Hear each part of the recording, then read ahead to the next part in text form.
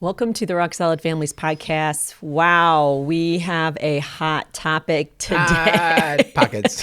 Hot topic. I'm Linda Hutchinson, and I'm here with my husband, Merle, and we're ready to talk about something that, man, it is a tough one. Well, it is because it's such a fine line, right? It's a fine line. And so we're probably going to step on toes or even our own toes where we thought, well, gosh, it wasn't that big of a deal. But guys, what we're going to talk about today is just the whole idea of having like an emotional affair. Yeah. So oftentimes people think of the physical affair, right? And it's not too difficult to wrap your head around the idea that, I could see where that could go wrong. Yeah. But the emotional affair can get a little trickier. Well, and people will say, well, like, I didn't sleep with them. Right. Like, I didn't have an affair. I didn't sleep with them. Right. And so we're talking about really the signs of an emotional affair. Like, here are some warning signs. Here are some things to look for and really watch out for and protect from that really involves no physical intimacy, but can definitely be the catalyst of more things down the road. You know what our friend Carl says? What? If you hang around a barbershop long enough, you're going to get a haircut. And that's kind of what the emotional affair is about. If you keep entertaining the idea and you keep sort of just opening that door, there's a very good chance that eventually you're going to walk through the door. And so that's kind of the deal here. And again, we're not here to call anybody out in particular as much as maybe this is worth giving a thought to. Yeah. And then let's give some ways that we can safeguard against it and hopefully, secure the marriage a little bit better. And really, this show is not for people who have had affairs necessarily. It's for any couple that wants to protect their marriage. And so if you're married or you have a significant other and you want to protect that relationship, this show is for you, because we're really saying these are the things that you've got to guard against and watch out for. Yeah. But before we do, let's thank our sponsors. Let's thank Maxwell Construction, Casey's Outdoor Solutions, and the Hoosier Ice House for sponsoring the Rock Solid Families podcast. So we thank you, you sponsors out there. We also just want to thank all of our listeners and viewers for continuing to follow our messaging and spread that message. Lord knows we really can benefit by you guys helping to share the words that we put out, hoping that they're helpful. But more than anything, when you share them, you usually know why you're sharing it, because you know that somebody's actually going through something we happen to be talking about. So that relevancy really hits home. And subscribing really helps us to get the word out. And the more subscribers, the more it bumps up the search engine. So please, not just like the show, but to subscribe to the show and share the show. That really helps us get these messages out. Yeah. A couple quick announcements and we'll roll through those. Hey, do you remember we have fitness classes here at Rock Solid I remember Families? because I teach them in the morning. You teach them, I know. Cheers. And I need my classes are weak right now, guys. So I think we're going to have to work on my hours because they're running weak right now. But anyway, we run a Monday, Wednesday, Friday morning from 8 to 9 with what we call our finishing classes due to a type of exercise that we do called finishing. But it's a great fitness class. And then we do a Wednesday evening at 5 p.m. And we do a Saturday morning, which is more geared towards our dads. That's our Strong Dads class. And that starts at 8, and we go from 8 to 9:30. So, if you want to get yourself back in shape or just maintain shape or just do some different type of fitness, come check us out at Rock Solid Families. And we also, on every fourth Saturday, which is kind of what's happening with your Strong Dads, is there's been some inconsistency because this class we teach every fourth Saturday called Families Rock. And it is at the Lawrenceburg, Indiana Firehouse on Tate Street in Lawrenceburg, Indiana. It's from 8:30 to 12, and any parent, any adult is welcome, whether it be a parent, grandparent, whether it be a guardian. We really try to work with co-parenting, especially very difficult dynamics, family dynamics. So we'd love for you to check it out, and you can see all that on our website. Yeah. And let's get into maybe a little bit of definition on what we're talking about with the emotional affair. So an emotional affair is when you have a close, more intimate relationship relationship with someone outside of your marriage, okay? And you have an emotional connection where you find yourself sharing things that normally you might share with your spouse, all right? But you're sharing maybe some of your dreams, some of your passions, some of your secrets even with this other person that's outside of the marriage. It can even go on to sharing some of your fantasies, and some of those fantasies, more than dreams, can turn sexual, okay? Yep. So that's what this emotional affair thing is about. And what we're going to talk about today is just how it can start to leak into being way more than just an emotional affair. And I also think they're not the same thing, all right? But anytime somebody steals your attention or anything steals your attention, so you could be having, quote unquote, an affair with your job. Yeah. Right? Yeah. It could be stealing all your energy, all your dreams go to your job, all your passions.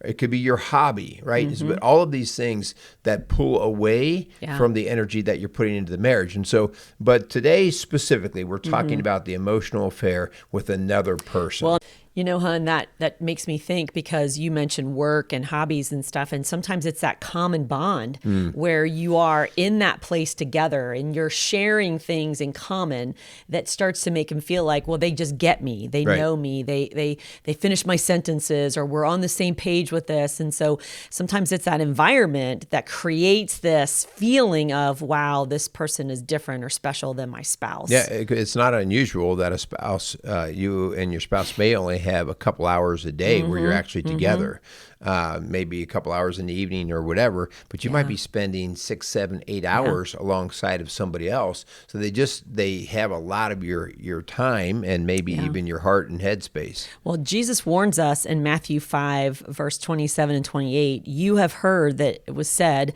you shall not commit adultery. Jesus says, but I tell you that anyone who looks at a woman lustfully, and that for a man at that point too, you've already committed adultery in his or her heart. And so that's why emotional affairs are dangerous. And so we're going to talk about why, the why behind the emotional affair. Yeah. Well, and these are some of the signs that you will see that begin to happen. All right. So guys, you might want to get a pen or pencil or whatever and jot some of these down, because some of these might spark your own thought, like, oh, okay. So when you're married, you have your partner, and you get used to doing life together, and you've had a common mind, and the two shall become one. You've had a common mind on a lot of things. You've had common sharing of time and house and duties. But all of a sudden, one of the first things that you get is you start to get a mind shift, all right? And this is when your mind starts to be occupied, like we talked about just a second ago, starts to be occupied a little bit more frequently than maybe it was before by another person, and maybe even more so than your spouse. So in other words, you're just driving down the road and you find yourself thinking about this person more, okay? And so when you got that quiet sort of time, that person's beginning to occupy some headspace. And that person may know nothing about that other person. They may have no ill intentions, but you are starting to let that mind creep and shift. And then there's a time shift where all of a sudden you're spending a little bit more time at the gym or at work or at the game or at practice. And so you're spending more time, and all of a sudden this person becomes a priority over your spouse. And their spouse starts, a lot of times get resentful, and they don't even know why or what's going on, but they just know they don't like it. Yeah, it starts with the mind shift, right? And when the mind starts thinking about them more, then that means you start to get these little cravings. And that's, I crave to be around that person or to be connected a little bit more. I want to check this out more, right? And so the time starts to increase. But then you start to see if this starts to go basically plant roots, right? And starts to grow. You start to see an emotional shift. Yeah. You start to see that you care to hold this person, hold their heart differently, care about them more than just a friend or a coworker, right? And you feel that they care about you as well oftentimes, right? And so when the emotional connection comes, the reason why this is so important is because emotions are fuel. right? So if rock solid families, we say all the time, it started because of an angry passion, right? And so emotions are fuel to motivate us to go do things. Well, now when the emotions start to get triggered, now I've got some fuel to say, I'm going to keep pursuing this. When I have a couple that comes in my office and there's a drift, I will 9 times out of 10 ask them, is there anybody else? Right. Because that creates the drift. Like, oh, well, this person listens to me. Oh, I share my dreams with them. Oh, they spend time and hear me and listen and understand me. And so they wonder why they're all mad or frustrated at their spouse. Well, it's because we created this emotional shift where I'm sharing this stuff with somebody besides my spouse. Right. And it's somebody of the opposite sex. Yeah.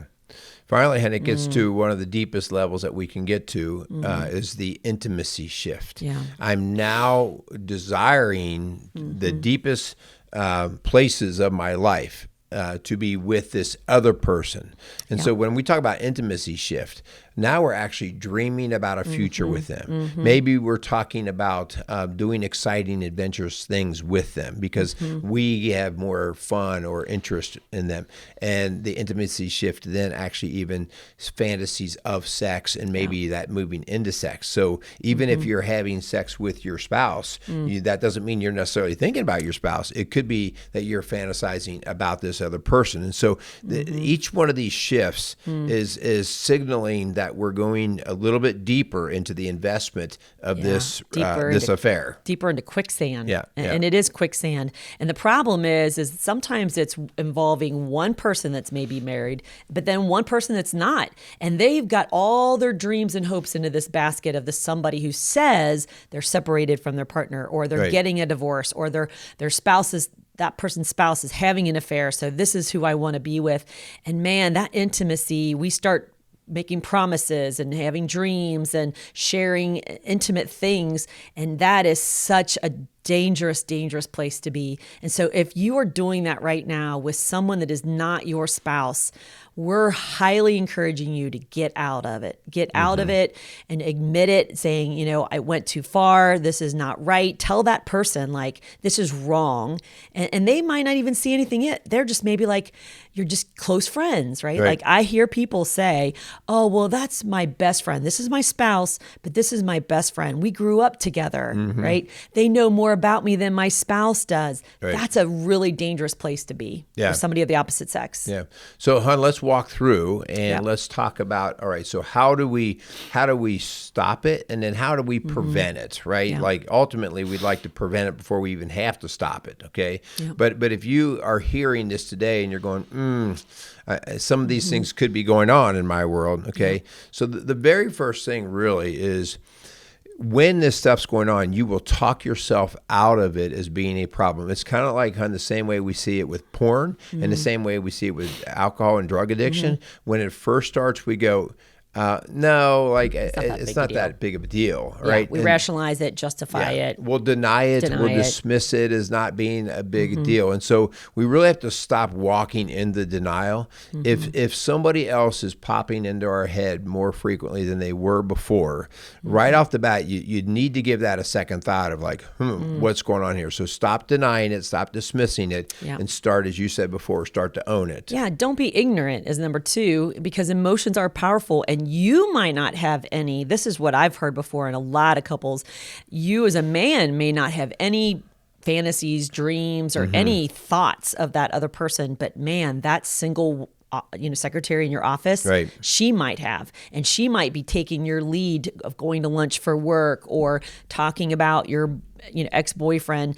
They may take that as you care about me and you want to be with me, and that might not be anything that is in your mind, but don't be ignorant of what could happen, the good, the bad, and the ugly. Yeah, I mean, sometimes you can detect flirtation going on, and so you have to have that old flirtation radar needs to be up, and if it doesn't feel right, then it's worth giving a second thought to say what's going on here. And I've had several couples who have had this hard conversation about, I feel uncomfortable with your secretary, or I feel uncomfortable with your coworker, and so that spouse has said, man, I totally, that's not what my intentions are. What do you need from me? And that really gives that person a sense of, wow, okay, you you had no intention of it being something more. Right. And so this is how we'll safeguard. Right. And so here are the safeguards, Here are the right? safeguards. So what do you need from me? The very first thing we need is we have to reset and prioritize our spouse. Yeah. Okay.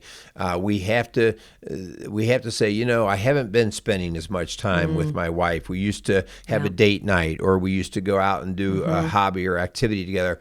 And I haven't been doing that, nor am I even desiring it that much. Okay. So that's a time where I have to say, hey, honey, we need to get the date night back on the calendar. Yeah. You But know. it also, for instance, I've heard this before where there's a major project that somebody has to do. Maybe they're on a committee together, or maybe they have this work thing going on.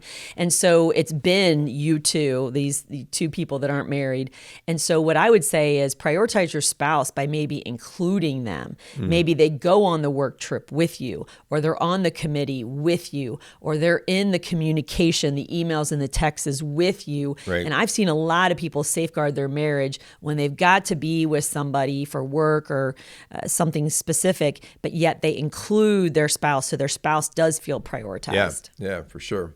Okay, the second one is to maintain open communication, and that is the idea of just being able to have those honest daily check-ins. You know, how are you doing? Is everything okay? To be able to have that conversation, you have to be able to have it, but you also have to be able to hear it. So sometimes, a lot of times, these conversations don't take place because you're not quite sure how it's going to land. So you have to be able to keep the communication open. And the only way that you really have a good way to do that is, as I refer to in our daily check-in conversations, it's like brushing your teeth. You got to have a daily practice of how you check in. You know, teeth don't just jump out of your head. They tend to rot out. And you know, this emotional connection typically does not just start instantly and go from 0 to 10. It actually, something else was rotting and we found something else to replace it. And so you have to recognize that we have to be able to talk and keep that communication open. And that goes both ways. You know, if you are the spouse that's concerned, that you express, like, I feel uncomfortable that this person always sends you these family pictures or these pictures of her in a bathing suit, or tells you all of her stories or woes of dating, and like, I feel uncomfortable with that. Like, you've got to say that so it doesn't build the resentment and the jealousy and the anger, because that's not fair to your spouse. If they have no intentions and they don't see it as a problem, but you do, you got to maintain that open connection and communication. Yeah. And the next one here is really, I could even identify this as the Billy Graham rule, right? This is the idea of you've got to set boundaries. You've got to actually put that picket fence up around the marriage. And you have to say, hey, you know, no one gets to cross through this fence, you know, without walking through the gate. And the gate, you are the gatekeeper. And so you got to set the boundaries. You got to say, hey, like, if you got that work thing going on, maybe you can't invite your wife because maybe it doesn't work for varieties of reasons, but maybe you can include another coworker. You know, hey, you invite a friend to go with you on that, so that we have multiple people involved, so we're never just alone with that person. Yeah, so the Billy Graham rule really is that Billy Graham, with his wife, I think Ruth was her name, basically said that I will not travel or dine or meet alone with somebody of the opposite sex, just to protect his reputation. And we've actually incorporated that in our work. You and I do not coach male or females of the opposite sex alone. Occasionally it happens by, you know, somebody canceling, the partner canceled or something, but we will for sure let each other know, like, hey, I ended up meeting with a husband by himself because the wife got sick. And so we don't go to Skyline with a person of the opposite sex. That's a restaurant if you're out of the area. You know, where people are like, oh, I saw Merle with this really hot woman last night. You know, I tell this story before that I was on another part of Cincinnati, the other side of Cincinnati, meeting lunch Chipotle with my brother. Okay. And I was like in Blue Ash or something where he worked. And I remember coming in that restaurant and hugging him and us sitting down and eating. And somebody from my church on the other side of the city saw us. And I could just see their wheels turning. Because, you know, here I am on the other side of the city with a good looking guy. I gave him a hug. It was almost like we were hiding on the other side of the city. And so they made a comment to me, not that day. They didn't say they saw me that day, but they said something the next day. And, you know, I had to and make sure they knew that was my brother. Yeah. Yeah. Do they know that you have brothers all over town? Stop. Just two. Yeah. Okay. So those are the boundaries. The other thing is it goes back about with the prioritize your spouse, but now it's you gotta nurture, you gotta fertilize. You've got to be very intentional about saying we're gonna just feed into each other, and it's so easy to feed other things. We've struggled with feeding work, with feeding activities, but when you start even feeding other people, right, and especially of the opposite sex, that there's only so much energy to go around, and if you prioritize somebody else, you're taking that energy from the person that you might be hurting. So the idea that you nurtured, we were just talking earlier this week. It's like we're due to go see a movie together, and so we said, hey, let's put that on the calendar. Let's go see a movie tomorrow night. So that's just the nurturing. That's the fertilizing, right? So we say, sorry, I didn't mean to interrupt you. We say God first, then our spouse, then our children, and work and committees and friends. They're all down here. And so if it comes push to shove that this work committee and this woman is asking for you to cancel your date night with your wife, oh, wow. You got to be very careful that what you're prioritizing. What are you showing everybody, your spouse and this other person, if you prioritize them over your spouse? Definitely a red flag. Yeah. Red flag for sure. Guys, the last part here that we really want to get into, and this is really what Rock Solid Families is about. This is what your pastor, your priest, these people can be involved with. If you really find yourself in this battle, all right, get help. Get help, and you need to get help by somebody that you're not emotionally attached to. Yeah, it's not a parent. It's not that person that you're interested in. Like, I'm struggling right now. I'm spending a lot of time with you, and I'm feeling guilty with my wife. That's not the right person. You need to go to somebody who understands God's way, God's word, but somebody who can call you out, somebody that cares about you, and you need to go through that advice seeking. All right, so don't hesitate to do that. And what I'll say, hon, I have found this to be as much of a challenge as pornography. Because it is silent on so many fronts. It starts, remember we talked about the shifts, and the very first shift is we have the mind shift. And so I can't read anyone's mind, but that's where the seed starts. And so, that's where pornography starts. It all starts just in the mind, where you start to get that fantasy. And so when you start to see that, man, this is owning a lot of my headspace, my mind, that's a time where you arrest it. And if you're struggling with arresting it, then through prayer and counsel, that's where you got to really grab this thing and put it to its final end. Well, and when we're talking about seeking help, the reason why I say not your parents is because a lot of times, and I just happen to have this thing, it says don't give up the ship. You will have a parent who maybe has a history, maybe your mom's, maybe your dad cheated on your mom. And so the minute you say, I think my husband's having an emotional affair, she's like, you're out of there, come move in with me. This is wrong. And so of course they're going to come and protect you. So I would say get some neutral outside Christian professional help so that they can come at it as, okay, how are we going to work through this, instead of just throwing in the towel or putting blame on one person. Like, it takes two to have this drift.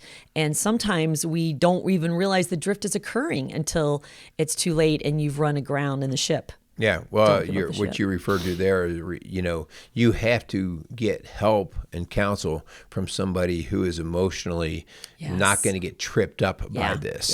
So, if you speak to somebody who right away is going to get their emotions, they're just as much of a problem as what's already going on in your mind. Exactly. So that's why you want to seek that neutral emotional person. Yeah, for sure. All right, so, at the end of the day, well, why? And so Matthew 19, chapter 4, verses, what do you have there? Oh, I want to make sure. Verses 4 through 6, I'm sorry. Haven't you read, he replied, that at the beginning the Creator made them male and female? And he said, for this reason a man will leave his father and mother and be united to his wife, and the two will become one flesh. So they are no longer two, but one flesh. Therefore, what God has joined together, let no one separate. And, that's a pretty big deal.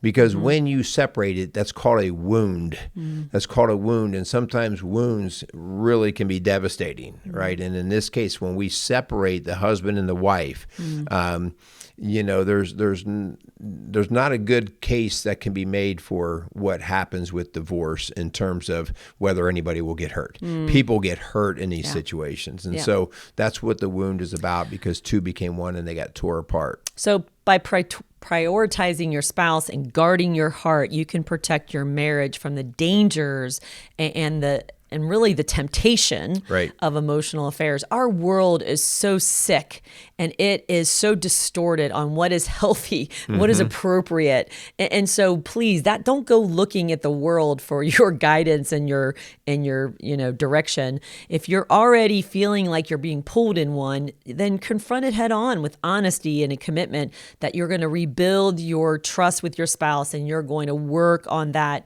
intimacy with your spouse and prioritizing them. Yeah. We are at Rock Solid Families, and we're talking about a Christian-based ministry here. And this is why we are Christian-based, because if I just had to be concerned with a spouse who maybe we've been irritating each other for the last few years, maybe we're kind of at each other's throat, then it's like, I don't even know if they care that much about me, and so you start to get that hardness of heart. But the fact that we have an honoring of God here, we are to honor God first. And so the reason why we're keeping our marriage together is not just for our partner, it's for honoring God, what he has blessed and what he has put together.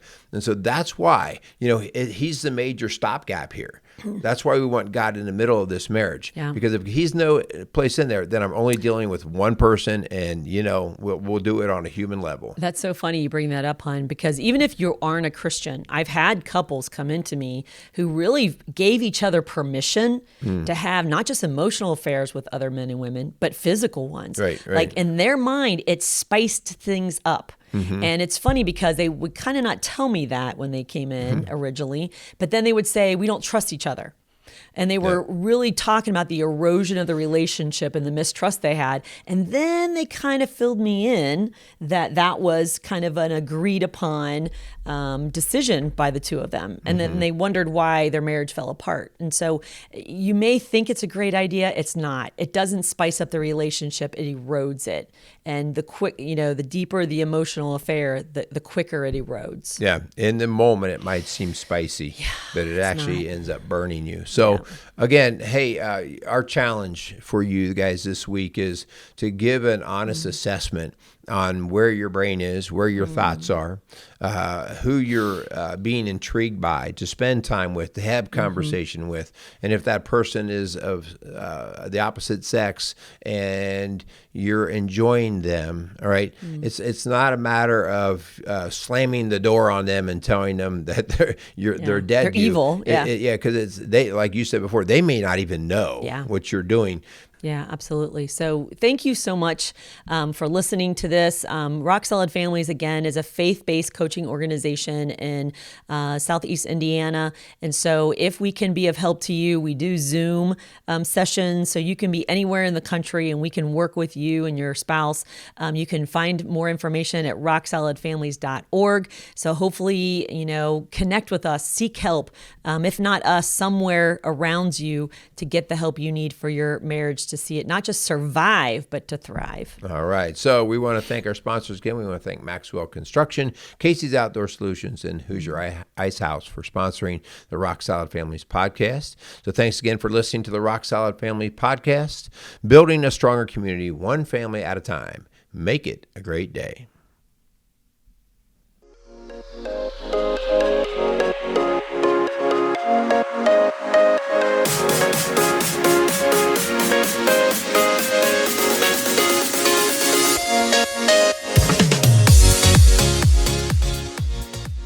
Rock Solid Families wants to thank Maxwell Construction for sponsoring the Rock Solid Families podcast.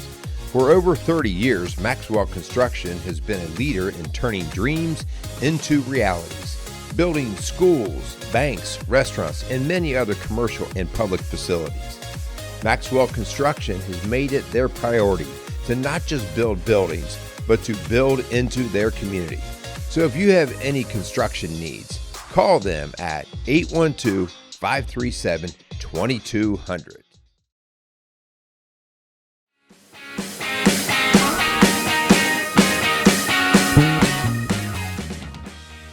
Rock Solid Families would like to thank Hoosier Ice House for being a proud sponsor of the Rock Solid Families podcast. In the heart of historic Lawrenceburg, Indiana, the Ice House is at the corner of Vine and High Streets. The historic building evokes a feeling of comfort with spacious indoor and outdoor dining, a large bar, and comfortable dining areas. Large enough to host parties, yet intimate enough to feel like your favorite neighborhood restaurant. So thank you again for the Hoosier Ice House for sponsoring the Rock Solid Families podcast.